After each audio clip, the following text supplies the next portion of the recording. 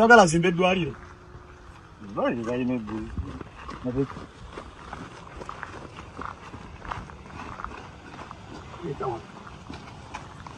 Ndi ku One Love Beach e Busaabala. Contribution yange gye nabasuubiza yiyo. Seminti omusenyu. Just tusaba principal atuyambe. Atuwe 10 ku 10 ku Busaabala. Ye artist asinga ettaka. Okitegeera so njagala tu leading by example. Tusobola ozimbawo eddwaliro erisobola ozaalisa abakyala. Okitegeera abakyala b'e Busaabala bafuna nnyo obuzibu nga bagenda okuzaala ekiroddo. Tugenda nzimba ddwaliro. Yaman so principal ye contributing omutagwa seminti 2 n'omusenyu. Tulina ozimba eggwanga Uganda. Omusenyu guze seminti Wuuno n'ebira tubeera n'emitayimba tugenda leeta. Tugenda zimba eddwaliro e Busaabala. Kale omusenyu jafuna ekyokuggyawo. Tegera oguyingize principal gumukwase. Ngezezaako munoonya ku ssimu simufunye. Neka nibibyo mbirese. Tuzimbe eddwaliro. Yama just wetaga 10 ku 10. Yama.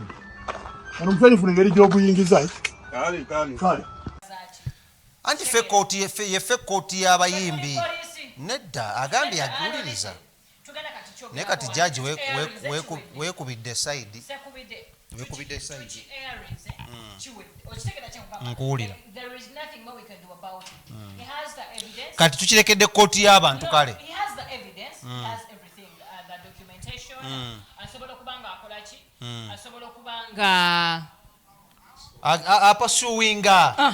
like the evidence is there. Kati onye tukola. Ojukira bato ya shiba nesinde ngeje twagireka mbantu. Kanene nsonga bamukwata naivu ne bamtola process by process. And another thing him saying impatution wange. Ye manager tayamanya nti tuition. Management ekisooka managing omuyimbi. Omuyimbi amaze bbanga kinga talina hit. Muyimbi ki? Gwe managing. Kapa. Amaze bbanga kinga talina hit. Kati gwe nawe ne bakusuubiza.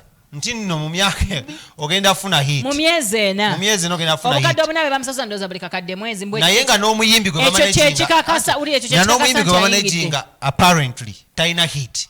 I would just want to inform all upcoming artists out there. First, do your research. First, do your research. Get lawyers involved when you're paying a certain amount or signing some documentation. Atenga nzijje walo olusi mukazi watu oba musajja watu abadde asonda nsonde okitegera. You ask for a dead year without that knowledge. Ate sente ya tuition yayina ekisiraani gwe. Nabazima buli jozi jakoro zimu. Unakolera wade ebintu bingi nnyo tubaddeko ku Sheraton Hotel nga waliwo a press conference omukyala amanyidwa nga Raymond Namakula. Very organized, very smart. Raymond Namakula ina akantu kakoze kaneewunyisiza. Kantu ki? Raymond Namakula ategeka press conference ye. Webale. Kati yakoze kano Raymond Namakula ebintu bya mikolokolo. Yakoze akali yasose najja mu butebe oba press conference. Naye kubyo bifaananyi before fe bannamawulire tunajja. Press conference adi ya ssaawa nnyanja okubaza buli omu atuuse mu budde. But ayika Raymond oza ku ssaawa emu. Yabadde atuuse. Ekyo kye bayita ennyonyi enkeeze yeekwata ensiriŋŋanyi. Kwa sisubira nti Raymond mukyala mufumbo sibira nti yasuze ku Sheraton. So yadde atuuse oba ssaawa. Omanyi kyoba yasuzeewo ne Amuza taliwo amuzali up country atunyonyodde yes taliwo atawaddewo ne mu press conference. So beautiful Rema ako kayigiriza abayo Rema bako n'ebintu bye byekaso yekubize bifaananyi. And she was very smart. Yes, she was. The place was organized. She was nyashing. The that makeup was brought by what? By peace and love.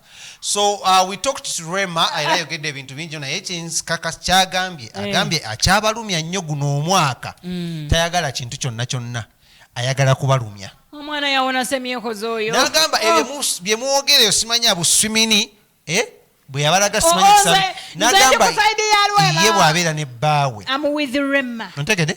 Akitala kemwalaba kawanvu na nnyo. Ayambala bukomeno.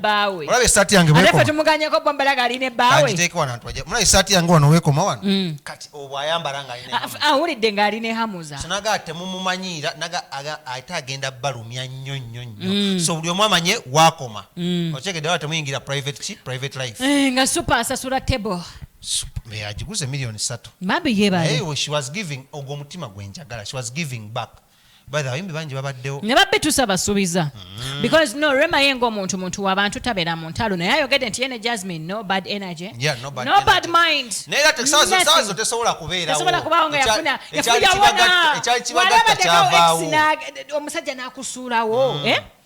N'ofubaako gye wagenda n'otuuka n'ogamba yalyoka. Namuwona. Rema bw'ate wagamba. Just ngamba. Gwe tobangako ng'olina expo n'ogamba mbuno. Namuwona yalyoka n'agenda ng'ologudde mu mwana. Nina ex gwe nawona bannange mukama yalyoka n'amutwala. Bale nwereze nyina meni kasooke nga tunagendako kwa kujja tukubya Vairota ne mwana mwenzi Victor Rose proposing nze tulina dakika ngameka. Kasooke tugendeko ewa Rema katononye tukomewo tubasiibule then ebisigadde tujja kuba tubawanca bagambe ebinyuma bigwa byonna. Naye kati tunagenda kasooke tugende ewa Rema tubalagengo ebimukolo gwe gubadde then tukomewo press conference. Omukolo sebo zezo genda nedda tukikola ayagala details zezo genda ku page yange ya YouTube bagita Celeb Jazz with King Smith. I had an exclusive interview ne Rema yenyini so genda yo oberenge ebintu ebyongero bifuna nga Victor Rose reconciling ne Vairota. Gondo nedda those guys those young boys play too much. Vairota was chasing. No, Vairota asaga nnyo. Liam yamukube pesa. Is a joker. Liam yamukube pesa. Ya falling short yani ya Vairota and Bombi ba falling short.